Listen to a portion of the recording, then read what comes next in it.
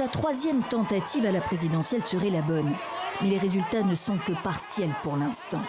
Avec 42% des bulletins comptés, Keiko Fujimori, la fille de l'ancien président péruvien, s'imposerait avec 52,9% des voix selon la commission électorale face au candidat de la gauche radicale qu'elle n'a cessé de stigmatiser pendant la campagne, mettant en garde les Péruviens contre le risque communiste.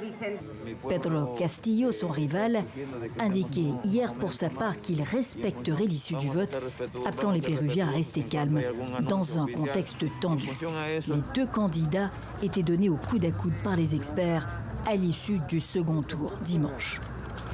Le vote est obligatoire au Pérou et les électeurs ont donc été glissés leurs bulletins dans les urnes pour éviter l'amende. Le sentiment ici, c'est que rien n'a été fait pour eux depuis trop longtemps.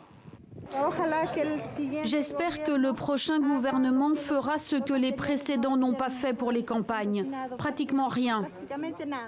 Après des années de troubles politiques, les habitants veulent aller de l'avant, lassés par les scandales à répétition.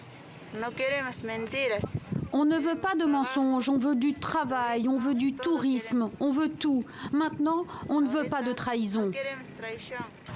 De nombreux Péruviens ne se reconnaissent ni dans l'un ni dans l'autre candidat. Quiconque l'emportera aura beaucoup à faire.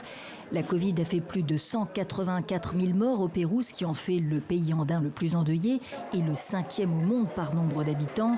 La pandémie a aggravé la récession économique et l'instabilité institutionnelle est chronique au Pérou. L'enjeu pour Keiko Fujimori dépasse le seul intérêt des Péruviens. Elle est poursuivie pour blanchiment d'argent présumé dans le scandale Odebrecht et a déjà fait 16 mois de détention provisoire. La justice a requis 30 ans de prison contre elle. Si elle est déclarée gagnante, elle ne pourra être jugée qu'à l'issue de son mandat de 5 ans.